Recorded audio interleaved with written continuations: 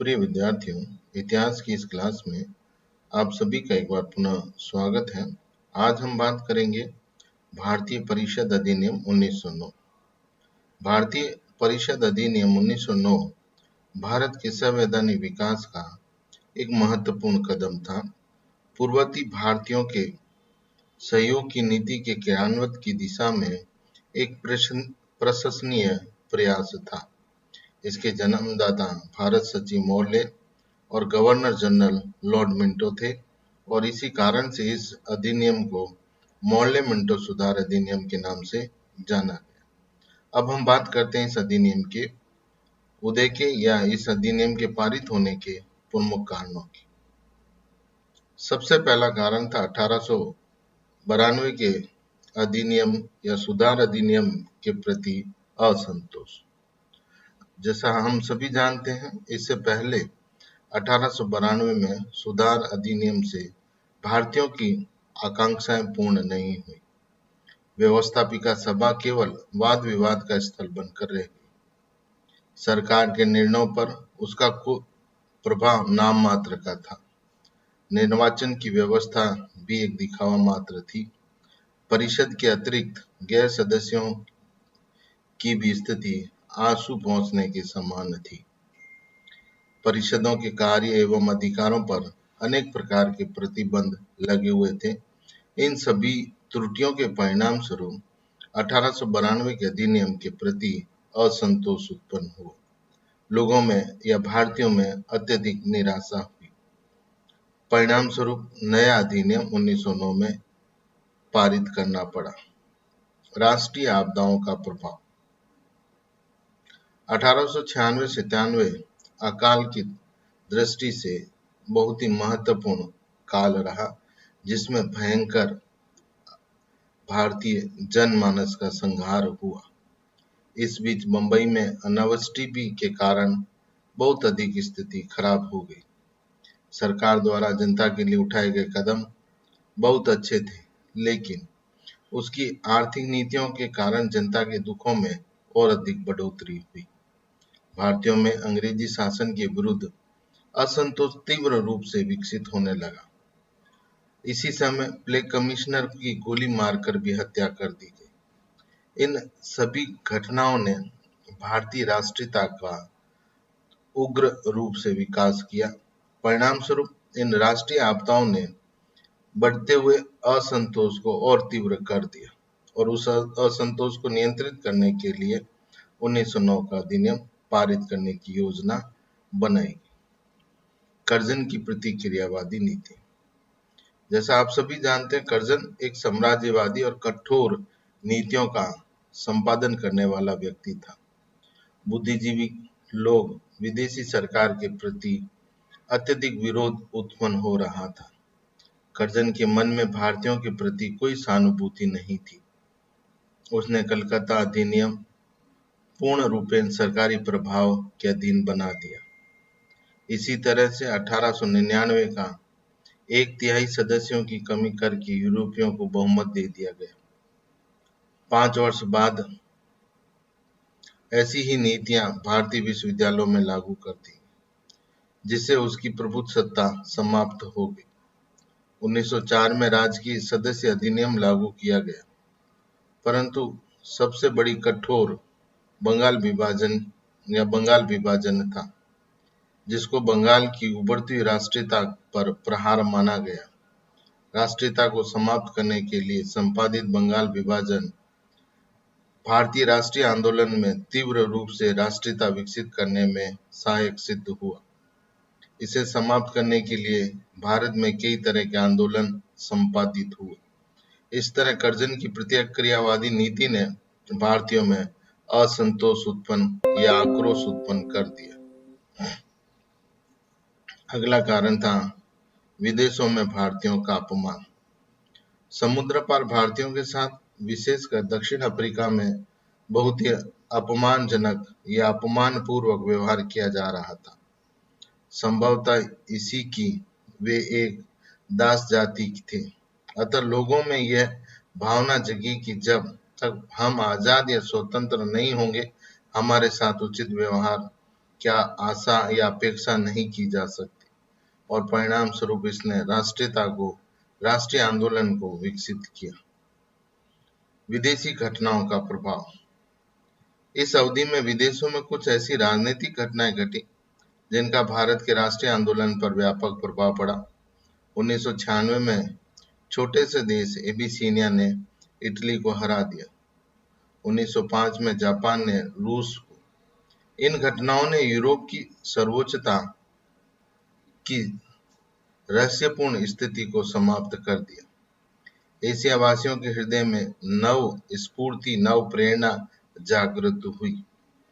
Asia में नए युग का प्रादुर्भाव हुआ। इस तरह विदेशी घटनाओं ने हमारे राष्ट्रीय आंदोलन को प्रेरित किया। प्रेस द्वारा प्रचार और प्रसार।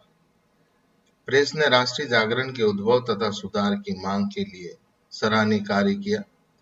केसरी, काल वैभव, न्यू इंडिया, वंदे मातरम, युग युगांतर आदि समाचार पत्रों ने विदेशी साम्राज्यवाद का पर्दाफाश किया। भारतीयों में नव जागरण का संदेश फैलाया। तिलक, विपिन चंद्र पाल, लाला लाजपत राय जैसे उग्रवादी नेताओं ने देश का भ्रमण कर जगह जगह राष्ट्रीयता के संदेश को पहुंचाया। उन्हें अंग्रेजों की अन्यायपूर्ण नीति के प्रति लोगों में जन जागृति भरने का कार्य किया। इस तरह प्रेस द्वारा किए गए कार्य से राष्ट्रीयता विकसित हुई। उग्रवाद तथा आतंकवाद का विकास। सरकार की प्रतिक्रियावादी नीति एवं दमनकारी नीति के परिणाम स्वरूप नवयुगों में क्रांति और आतंकवाद की भावनाएं उत्पन्न होने लगी। भारतीयों में ये विश्वास फैल गया कि उदारवादियों की भिक्षावृत्ति नीति से स्वतंत्रता प्राप्त नहीं हो सकती। कांग्रेस पर उदारवादियों का प्रभाव धीरे धीरे घटने लगा। सरकार डर गई कि कांग्रेस की बागडोर उग्रवादियों के हाथ में जा सकती है, अतः उसने शासन में सुधार लाना आवश्यक समझा। दूसरी तरफ आतंकवादी संवैधानिक तरीकों में विश्वास नहीं करते थे। बम फेंकना, राजनीतिक षड्यंत्रों की रचना करना आम बात बन गई थी। यद्यपि ब्रिटिश सरकार ने आतंकवादियों को दबाने के लिए कठोर दमन चक्र चलाए, लेकिन ये पर्याप्त सिद्ध नहीं हुए। परिणाम स्वरूप संवैधानिक रूप से नियंत्रण स्थापित करने की आवश्यकता महसूस की जाने लगी। अगला कारण था कांग्रेस की मांग। 1905 में कांग्रेस अपने उद्देश्य के संबंध में एक प्रस्ताव पारित किया, जिसमें यह कहा गया कि भारत का शासन भारतीयों के हित में होना चाहिए। कालांतर में विदेशी साम्राज्य के अंत स्वशासित उपनिवेश की भांति भारत में सरकार का गठन होना चाहिए। कांग्रेस अध्यक्ष गोपाल कृष्ण गोखले ने भी इस समय या इस तत्कालीन अवस्था में यही मांग रखी कि प्रांतीय तथा केंद्रीय विधान परिषदों में सुधार की आवश्यकता है। उन्होंने भारत सचिव मॉर्ले मिंटो से भेंट की और उनके समक्ष ये बात रखी। मॉर्ले ने औपनिवेशिक स्वशासन पर अपनी स्वीकृति नहीं दी, पर न्यायोचित अवस्थाएं न्यायोचित कार्य करने का वचन जरूर दिया। सांप्रदायिकता का उदय। भारत में राष्ट्रीयता के प्रभाव को रोकने के लिए ब्रिटिश सरकार ने फूट डालो राज्य करो की नीति का संपादन किया या इस तरह की नीति को अपनाया। इसके लिए उन्होंने मुसलमानों को प्रोत्साहित कर भारतीय राजनीति में सांप्रदायिकता का बीज बोना प्रारंभ कर दिया। लॉर्ड मिंटो ने निजी प्रोत्साहन पर आगा खां के नेतृत्व में मुसलमानों का एक शिष्टमंडल वायसराय से मिला और आगामी सुधार में मुसलमानों के लिए जातीय प्रतिनिधित्व की बात रखी। मिंटो ने शिष्टमंडल के सदस्यों का न केवल स्वागत किया, बल्कि उनकी मांग के प्रति उन्हें आश्वासन भी दिया। 1906 में मुस्लिम लीग की स्थापना हुई, जिसने पृथक निर्वाचन मंडल की मांग को दोहराया। इस तरह फूट डालो राज्य करो की नीति को क्रियान्वित करने के लिए सुधार की आवश्यकता ब्रिटिश सरकार को महसूस होने लगी। इंग्लैंड में उदारवादी दल की विजय। दिसंबर 1905 में इंग्लैंड में उदारवादियों का मंत्रिमंडल बना। मॉर्ले भारत का सचिव हुआ। वो भारतीयों तथा भारतीय समस्याओं के प्रति सहानुभूति रखता था। तत्कालीन वायसराय मिंटो भी समान विचार का पोषक था। लॉर्ड मिंटो ने कार्यपालिका परिषद की एक समिति का गठन कर उसे सुधार संबंधी प्रस्ताव या प्रारूप तैयार करने के लिए कहा। अंत में एक विधेयक बनाया गया जो 1919 में कानून के रूप में पारित हुआ। यदि 1892 का भारतीय अधिनियम इसीलिए पारित किया गया कि कांग्रेस आंदोलन को हानि पहुंचे, तो 1909 का अधिनियम कांग्रेस के समवर्तीवर्तियों पर मुसलमानों को अपनी ओर मिलाने के लिए पारित या संपादित किया गया। अब हम बात करते हैं इस अधिनियम के प्रमुख उपबंध की। विधान परिषदों में के आकार में बढ़ोतरी। 1910 में अधिनियम के द्वारा प्रत्येक परिषद के अतिरिक्त सदस्यों की संख्या बढ़ा दी गई। केंद्रीय व्यवस्थापिका परिषद की अधिकतम संख्या 60 निर्धारित की गई। भिन्न भिन्न प्रांतीय परिषदों की अधिकतम निर्धारित संख्या इस प्रकार थी: बंगाल, बंबई, मद्रास, संयुक्त प्रांत, बिहार, उड़ीसा के लिए 50 तथा पंजाब के लिए 20, वर्मा के लिए 30, असम के लिए 30 और पदेन सदस्य इसके अतिरिक्त। तो इस तरह विधान परिषदों की आकृति में वृद्धि की।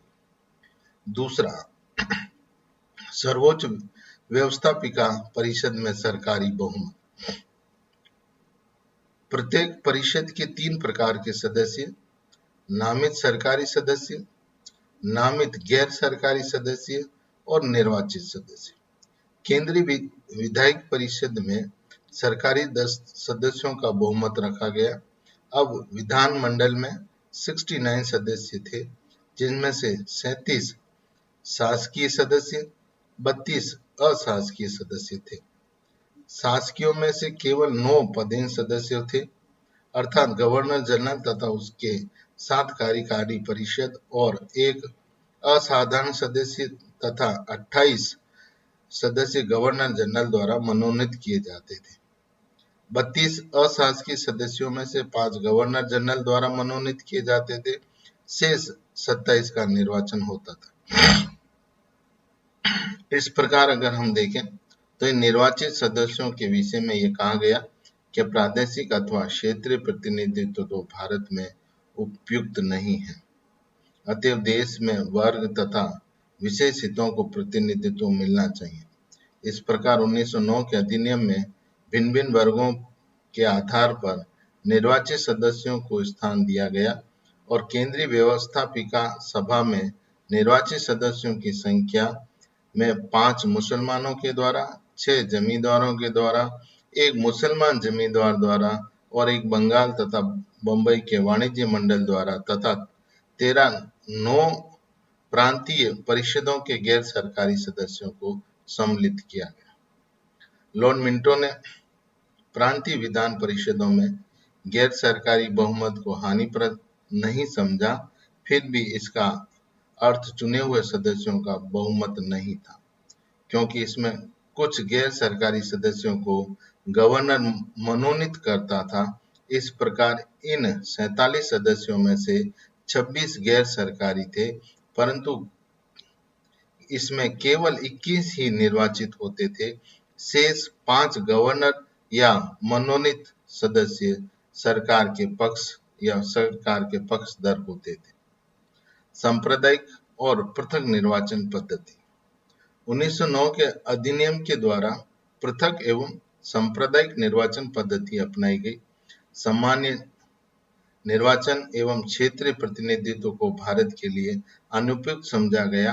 भिन्न भिन्न वर्गों के हितों और जातियों को आधार पर निर्वाचन की व्यवस्था की गई। विधान परिषदों की कार्य क्षेत्र का विस्तार। विधान परिषदों की शक्ति में बढ़ोतरी की गई। पहला, इसके पूर्व सदस्यों को पूरक प्रश्न पूछने का अधिकार नहीं था। इस अधिनियम द्वारा मूल प्रश्न के वाले सदस्यों को पूरक प्रश्न पूछने का अधिकार दिया गया। दूसरा, सदस्यों को सार्वजनिक हित संबंधी प्रस्ताव प्रस्तुत करने तथा उन पर मत देने का अधिकार मिला। ऐसे प्रस्ताव प्रस्तुत करने के लिए 15 दिन की सूचना आवश्यक थी। वाद विवाद के समय इस में संशोधन लाया जा सकता था। सरकार इन प्रस्ताव को मानने के लिए बाध्य नहीं थी, चाहे ये प्रस्ताव जनता के लिए हो अथवा वित्तीय विवरण के लिए हो। तीसरा, वित्तीय मामलों में परिषद की शक्ति में बढ़ोतरी की गई। बजट पर गैर सरकारी प्रभाव बढ़ा दिया गया। सदस्यों को बजट पर विचार करने, बजट संबंधी प्रस्ताव पेश करने तथा राजस्व और व्यय के मूल विषयों पर मत देने का अधिकार दिया गया, लेकिन व्यय की कुछ मदों पर मतदान नहीं हो सकता था, जिसका निश्चय सरकार करती थी। अगला था कार्यकारिणी परिषद में भारतीयों की नियुक्ति।